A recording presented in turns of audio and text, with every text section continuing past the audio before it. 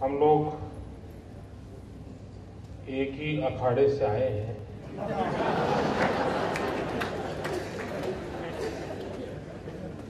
और इसलिए हम सबको अपनी भाषा का पता है, भावनाओं का पता है, रास्ता भी मालूम है, लक्ष्य का भी पता है। और इसलिए कौन किसको क्या कहे, कौन किससे क्या सुने,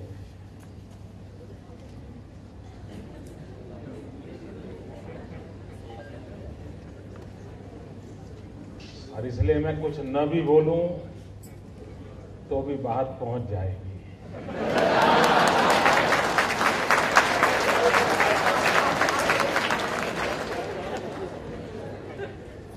मैं यहाँ आने से पहले अनुमान लगा सकता हूं कि सुबह से अब तक आपने क्या किया होगा।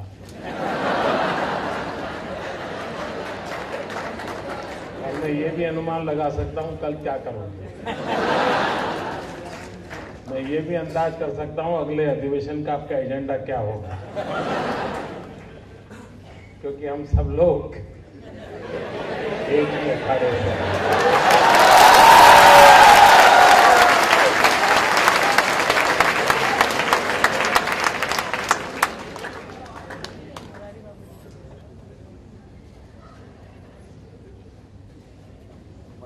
मित्रों, स्वामी विवेकानंद जी की जब बात होती है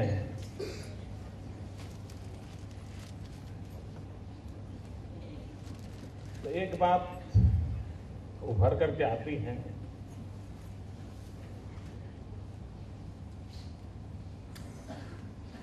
कि वो परिस्थिति के बहावे में बहने वाले शख्सियत नहीं थे।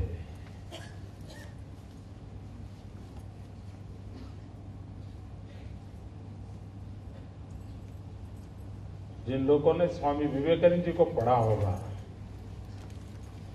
और जिन्होंने उस कार्यकाल की समाज व्यवस्था के सूत्रधारों को पढ़ा होगा, तो आप भली भांति अंदाज लगा सकते हैं कि विवेकानंद जी को कोई काम सरलता से करने का सौभाग्य ही नहीं मिला था। हर पल, हर छोटी बात उन्हें संघर्ष करना पड़ा था। कोई चीज उन्हें सहज मिली नहीं थी, और जब मिली तो स्वीकारी नहीं थी। ये और विशेषता थी। रामकृष्ण परमहंस मिले तो उनको भी उन्होंने सहज रूप से स्वीकार नहीं किया, उसकी भी कसौटी की। काली के पास गए, रामकृष्ण देव की ताकत थी कि काली मिली, लेकिन स्वीकार करने से इनकार कर दिया। ये एक ऐसी शख्सियत की तरफ हम जाएं तो हम जीवन में संघर्ष के लिए कितने कटिबद्ध हैं, कितने प्रतिबद्ध हैं।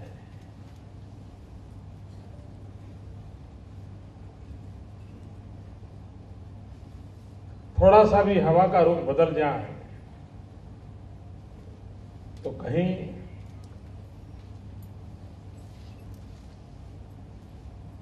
बेचैनी तो नहीं अनुभवते, ऐसा तो नहीं लगता है यार अब क्या होगा। हालात तो कुछ अनुकूल नहीं है। तो मित्रों, वो जिंदगी नहीं जी सकते, और जब खुद जिंदगी नहीं जी सकते, वो औरों की जिंदगी जीने की ताकत कैसे दे सकते। और डॉक्टर का काम होता है औरों को जिंदगी जीने की ताकत देना।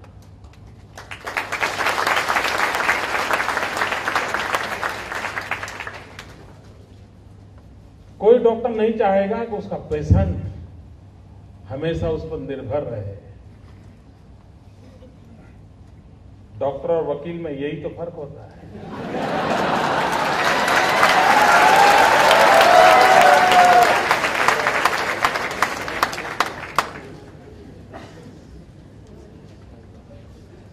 और वहीं पर सोचने की प्रवृत्ति में अंतर नजर आता है।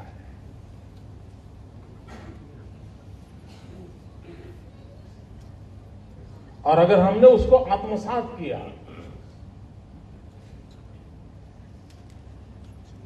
मित्रों, जो सफल डॉक्टर है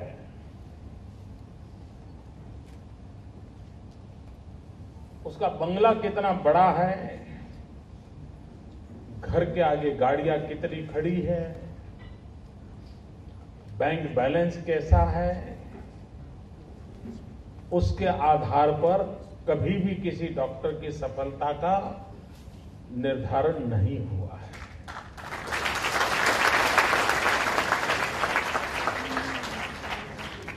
डॉक्टर की सफलता का निर्धारण इस बात पे हुआ है कि उसने कितनी जिंदगी को बचाई, कितनों को नया जीवन दिया।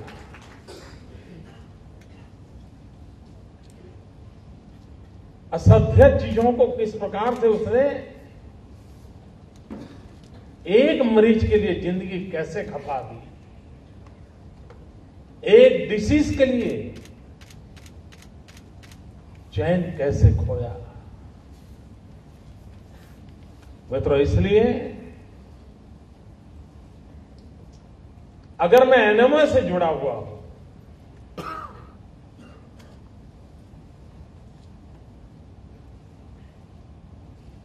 राष्ट्रीय भावना से भरा हुआ हूं, सुबह शाम दिन रात भारत मां की जय कहता हूं, लेकिन वो भारत मां का ही अंश रूप एक मरीज मेरे सामने खड़ा है। वो मरीज सिर्फ इंसान नहीं है, मेरी भारत मां का जीता जाता अंश है। और उस मरीज की सेवा मेरी भारत मां की सेवा है। ये भाव जब तक भीतर प्रकटता नहीं है, तब तक एनएमओ की भावना मेरी रगों में प्रवेश नहीं किया है।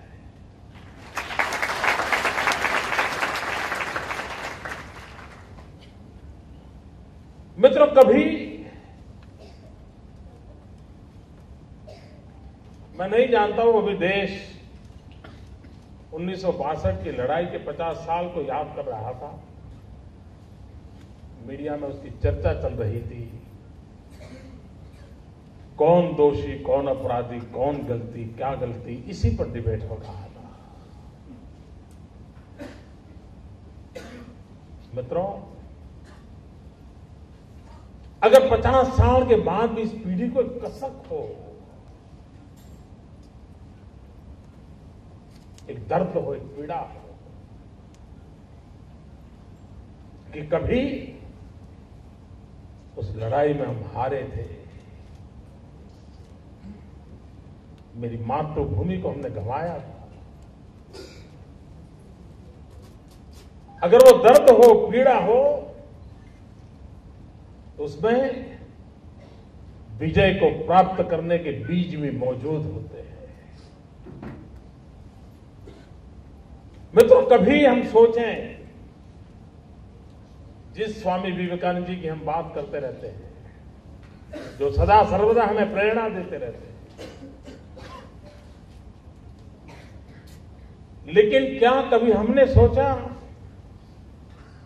कि जब आज 150 साल मना रहे हैं और 125 साल की उम्र में, 125 साल पहले 25 साल की आयु में जिस नौजवान सन्यासी ने एक सपना देखा था कि मैं मेरी अपनी आंखों के सामने देख रहा हूं, मेरी भारत माता जगत गुरु के स्थान पर विराजमान होगी, मैं उसका भव्य दिव्य रूप खुद जो देख रहा हूं, विवेकानंद जी ने 25 साल की आयु में दुनिया के सामने डंके की चोट पर कहा था। किसके भरोसे कहा था? उन्होंने व्याख्यायित किया था इस देश के नौजवान ये परिस्थिति पैदा करेंगे।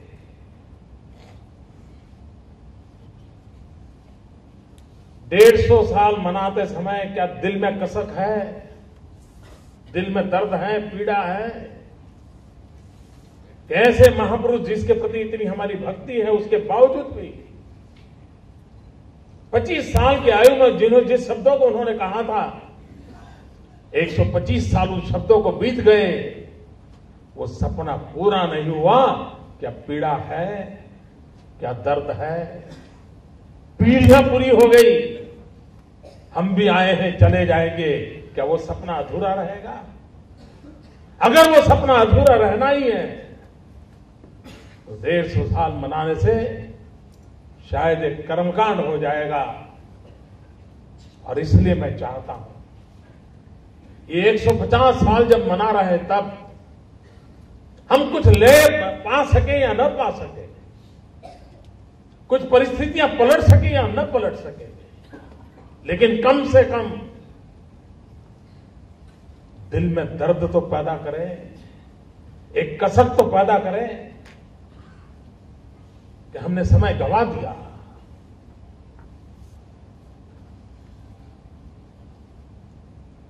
मित्र, ये महापुरुष ने कहा था, जीवन के अंतकाल के आखिरी समय में कहा था, और उन्होंने कहा था भाई समय की मांग है कि आप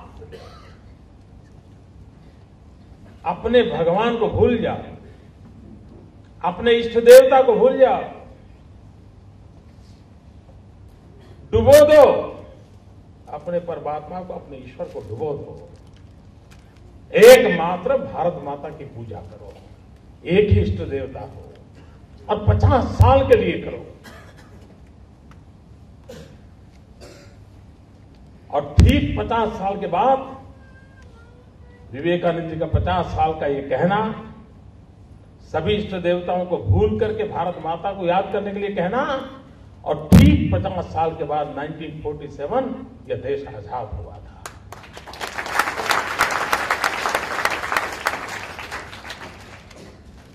मित्रों, कल्पना करो कि 1902 में जब स्वामी विवेकानंद जी ने यह बात कही थी, उस समय आज का मीडिया होता तो क्या होता?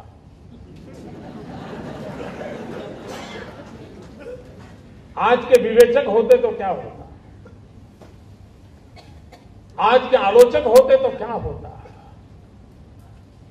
चर्चा यही होती, ये कैसे व्यक्ति है, एजेंडा बदल दिया,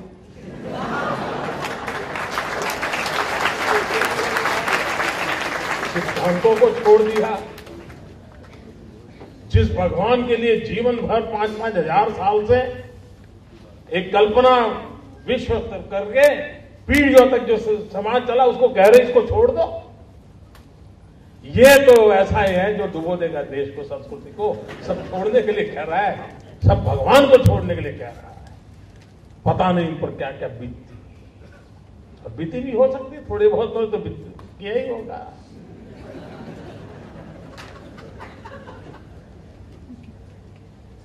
क्या मित्र, हम जिस परिवार से आ रहे हैं, हम जिस परंपरा से आ रहे हैं, हम इसमें से कुछ सबक सीखने के लिए तैयार है?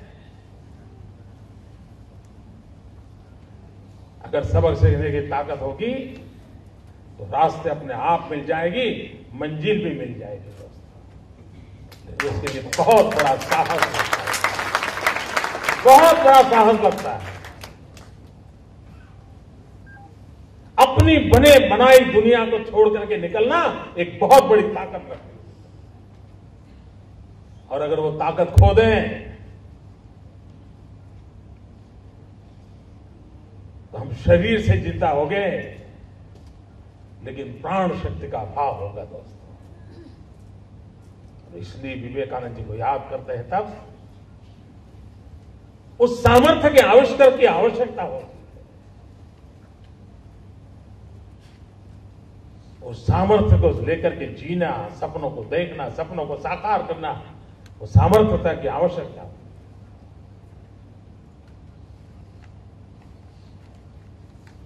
आप एक डॉक्टर के नाते काम कर रहे हैं।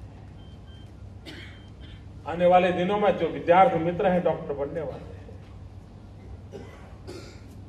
यहां तक पहुंचने के लिए आपने क्या कुछ नहीं छोड़ा होगा। 10वीं कक्षा में इतने मार्क्स लाने के लिए कितनी रात जगे होंगे। 12वीं के लिए मां बाप को रात रात दौड़ाया होगा। देखिए पेपर्स कहां गए।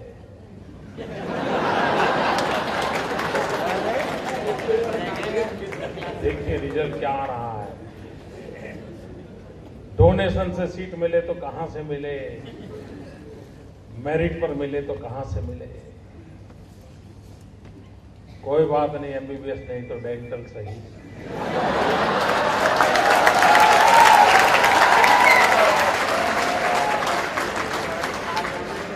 अरे वो भी नहीं मिले तो कुछ नहीं, फिजियोथेरेपी से। न जाने कितने कितने सपने बुने होंगे।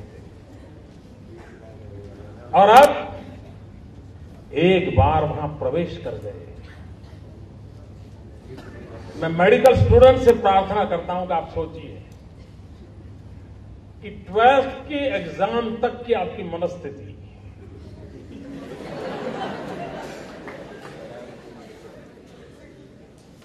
रिजल्ट आने तक की मान लीजिए मनस्थिति, या मेडिकल कॉलेज में एंट्रेंस तक की मनस्थिति, जिन भावनाओं के कारण, जिन प्रेरणा के कारण रात रात आप मेहनत करते थे, क्या मेडिकल में प्रवेश पाने के बाद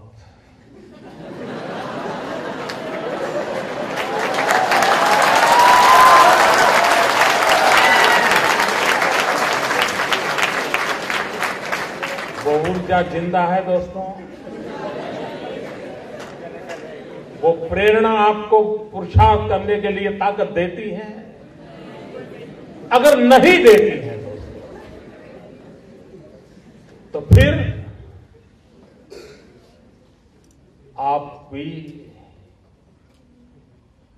पैसे कमाने का कहीं मशीन तो नहीं बन जाओगे दोस्तों। इतनी तपस्या करके जिस चीज को आपने पाया है,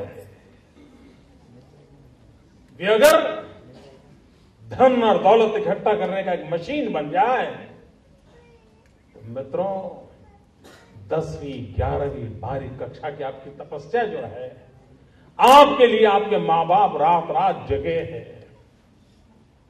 आपके छोटे भाई ने भी टीवी नहीं देखा, क्यों?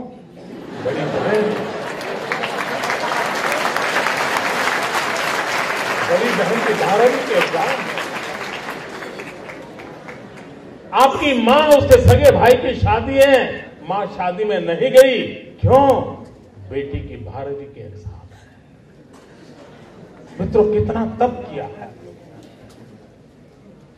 मैं आपसे प्रार्थना करता हूं दोस्तों, उस तप को कभी भूलना मत। जो आपने कष्ट झेला है इस चीज को पाने के लिए, और हो सकता है वह कष्ट आपको समाज के प्रति संवेदना जगाने का कारण खुद बन जाए। आपको बाहर से किसी की ताकत की आवश्यकता नहीं रहेगी।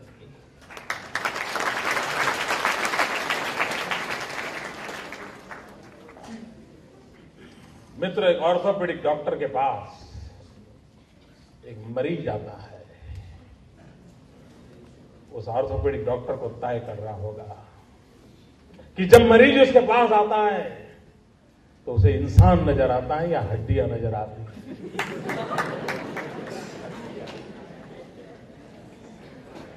मित्रों, अगर वो हड्डियां नजर आती हैं तो बड़े एक्सपर्ट डॉक्टर के रूप में उसकी हड्डियां ठीक करके वापस भेज भी लेगा, लेकिन अगर इंसान नजर आएगा तो उसका जीवन सफल हो जाएगा। मित्रों, जीवन किस प्रकार से बदल रहा है, जीवन के मूल्य किस प्रकार से बदल रहे हैं। अर्थ प्रधान जीवन बनता चला जा रहा है, और अर्थ प्रधान जीवन के कारण स्थितियां क्या बनी है?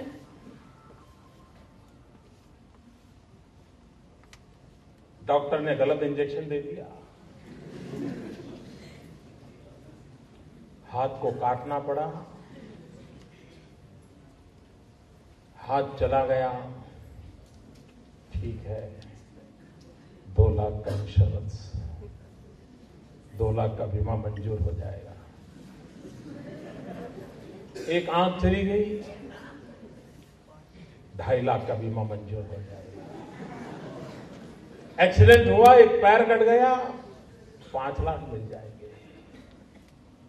क्या मित्रों, ये शरीर के अंग उपांग ये रुपयों के तराजू से तोले जा सकते हैं? हाथ कटा 2 लाख, पैर कटा 5 लाख, आंख चली गई 1.5 लाख। मित्रों, आंख एक अंग नहीं जाता है, जिंदगी का प्रकाश चला जाता है।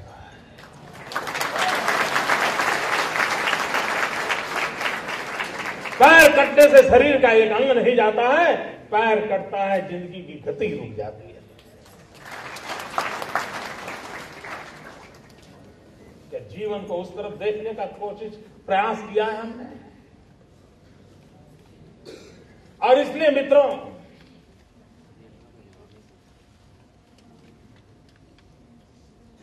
सामान्य मानवी के मन में डॉक्टर की कल्पना क्या है? सामान्य मानवी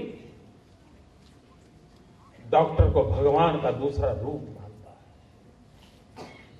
सामान्य मानवी मानता है कि जैसे भगवान मुझे जिंदगी मेरी बताता है, हो सकता है डॉक्टर के भरोसे में जिंदगी दूं तो मेरी जिंदगी बचा लेगा। आप एक पेशेंट को बचाते ऐसा नहीं मिलता, कईयों के सपनों को संजो देते हैं आप, जब किसी की जिंदगी बचा देते हैं। लेकिन ये तब कब होता है? देखो, महात्मा गांधी की तस्वीर वाले नोट से नहीं होता है, महात्मा गांधी के जीवन को याद रखने से होता है।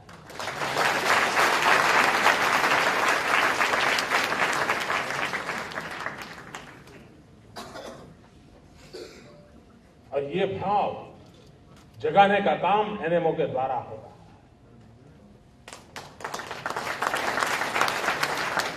मित्रों, मुझे गुजरात के एनएमओ के कुछ मित्रों से बातचीत करने का अवसर मिला है भूतकाल में, और विशेष करके वे जब नॉर्थ ईस्ट जाकर के आते हैं तो उनके पास कहने के लिए इतना सारा होता है।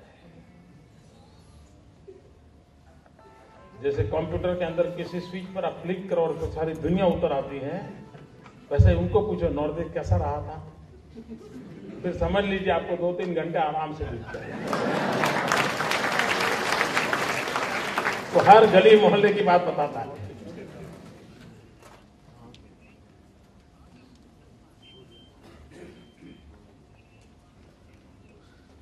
मित्रों, एक अच्छा प्रकल्प नॉर्थ ईस्ट के मित्रों को हमसे कितना लाभ होता होगा उसका मुझे अंदाज नहीं है, लेकिन उनके कारण जाने वाले को लाभ होता होगा, ये मेरा पूरा भरोसा है।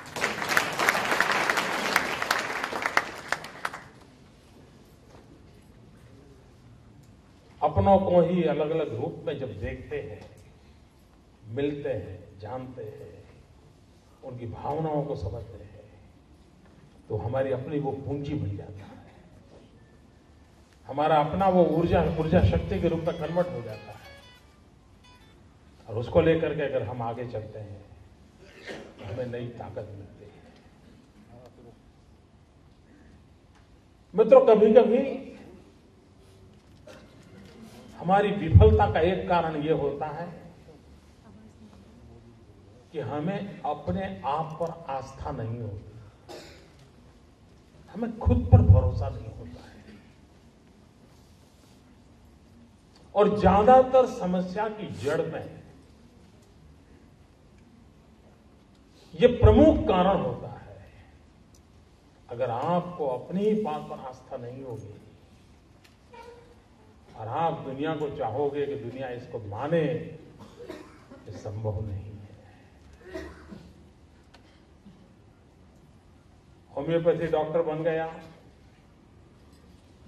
क्योंकि वहां एडमिशन नहीं मिला था। लेकिन चूंकि डॉक्टर का लेवल लगा है तो होम्योपैथी नहीं, अब तो मैं जनरल प्रैक्टिस करूंगा और एलोपैथी का भी उपयोग करूंगा। अगर मेरे स्ट्रीम पर आस्था नहीं है तो मैं कैसे चाहूंगा कि और पेशेंट भी होम्योपैथी के लिए आए। मैं आयुर्वेद का डॉक्टर बन गया, पता था कि इसमें तो हमारा नंबर लगने वाला नहीं, तो पहले से ही संस्कृत लेके रखी थी।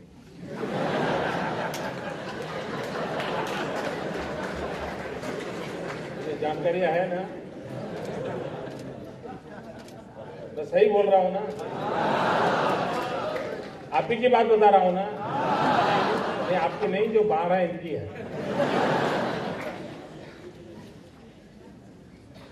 आयुर्वेद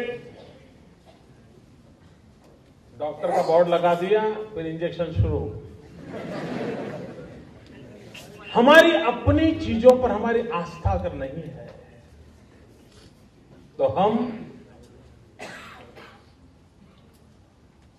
जीवन में कभी सफल नहीं हो सकते। मैं एनोवे से जुड़े हुए मित्रों से आग्रह करूंगा कि जिस रास्ते को हमने जीवन में पाया है, जहां हम पहुंचे हैं, उसकी प्रतिष्ठा बढ़ाना ये भी हमारा काम है। मित्रों, ये तो अच्छा हुआ है कि पूरे दुनिया में होलिस्टिक हेल्थ केयर का एक माहौल बना हुआ है। साइड इफेक्ट ना हो इसकी एक कॉन्शियसनेस आई है और उसके कारण लोग ट्रेडिशनल पर जाना शुरू किया है और उसका बेनिफिट भी मिला है सबको। लेकिन व्यवसायिक सफलता एक बात है, श्रद्धा दूसरी चीज है। और कभी कभी मित्रों, डॉक्टर को भी तो श्रद्धा चाहिए, पेशेंट को भी श्रद्धा चाहिए। मैं जब संघ के प्रचारक के नाते शाखा का काम देखता था तो बड़ौदा जिले में मेरा दौरा चल रहा था। वहां चलामली करके एक स्थान है छोटा सा, तो वहां एक डॉक्टर परिवार था जो संघ से संबंध था, तो हम लोग जाते थे तो उन्हीं के यहां रहते थे और सभी ट्राइबल पेशेंट आते थे। सबसे पहले वो इंजेक्शन की मांग करते थे और उनकी ये सोच थी कि इस डॉक्टर के इंजेक्शन नहीं देता है तो डॉक्टर निकम्मा है, उसको आता नहीं।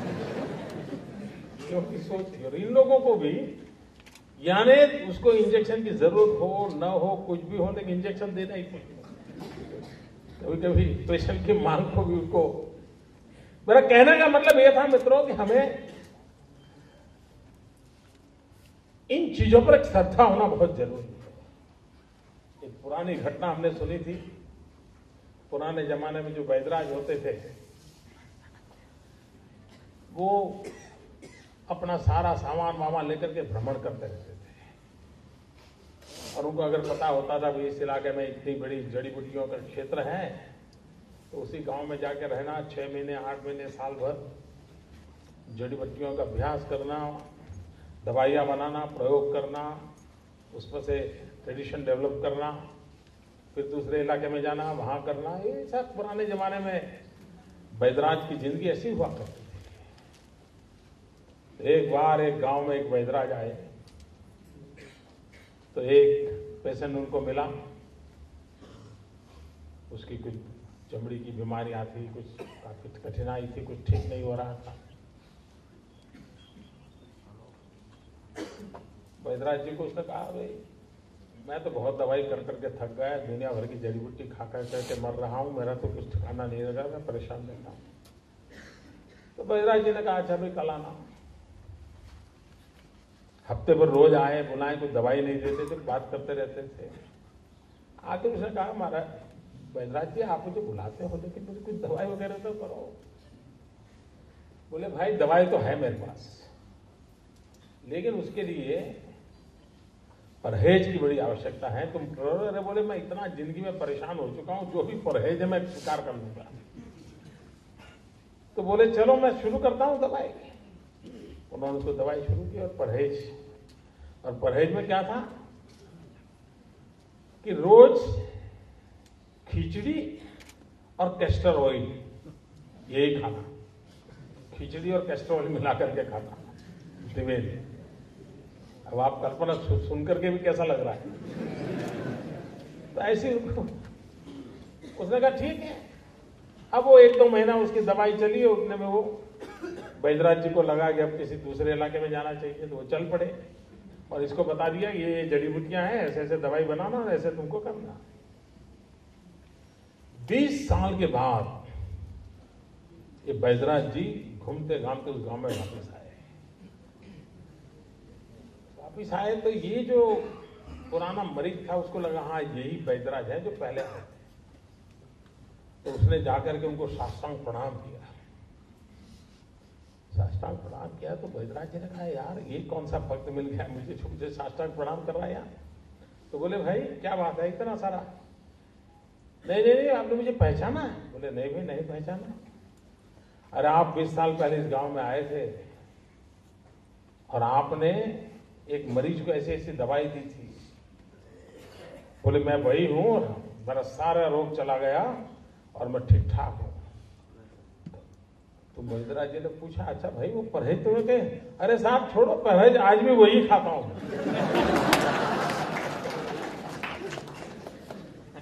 मित्रों उस बैजराज की आस्था कितनी और पेशेंट की तपस्या कितनी और उसके कारण परिणाम कितना मिला हम अंदाज लगा सकते। और इसलिए हम जिस क्षेत्र में हैं उस क्षेत्र को हमें उस प्रकार से देखना पड़ेगा। मित्रों हमारे यहां विवेकानंद जी की जब बात आती है तब दरिद्र नारायण की सेवा ये सहज बात निकल करके आती है। आज हम विवेकानंद जी के 150 वर्ष बना रहे हैं, तब हम विवेकानंद जी की उसी भावना को अपने शब्दों में पकड़ करके आगे बढ़ सकते हैं क्या? विवेकानंद जी के लिए जितना महात्मा दरिद्र नारायण की सेवा का था, एक डॉक्टर के नाते मेरे लिए भी दर्दी नारायण, उनके लिए अगर दरिद्र नारायण था तो हमारे लिए दर्दी नारायण है। ये दर्दी नारायण की सेवा, दर्दी ही भगवान का रूप है, पेशेंट ही भगवान का रूप है। ये भाव लेकर के अगर हम करते हैं तो मुझे विश्वास है मित्रों कि जीवन में हमें एक सफलता का आनंद मिलेगा, संतोष मिलेगा। विवेकानंद जी की 150वीं जयंती हमारे जीवन को मोल्ड करने के लिए एक बहुत बड़ा अवसर बन करके रहेगी। बहुत सारे मित्र बाहर से आए हैं, गुजरात से। कई लोग होंगे जिन्होंने गुजरात पहली बार देखा होगा।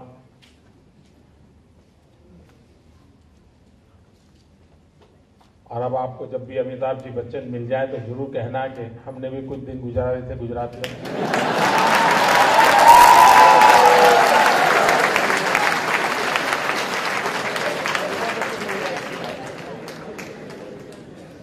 और आए हैं तो जरूर भीड़ की लाइन देखने के लिए चले जाइए। आए हैं तो सोमनाथ द्वारका देखिए, कच्छ का रण देखिए। इसलिए देखें क्योंकि मेरा काम है मेरे राज्य के टूरिज्म को डेवलप करना।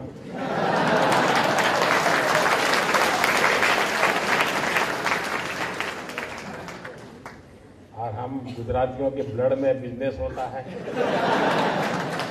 तो मैं आया हूं तो बिजनेस किए बिना जा नहीं सकता हूं। और मेरा इन दिनों का बिजनेस यही है कि आप मेरे गुजरात में टूरिज्म का मजा लीजिए, आप गुजरात को देखिए, सिर्फ इस कमरे में मत बैठे रहिए। अधिवेशन के बाद जाइए।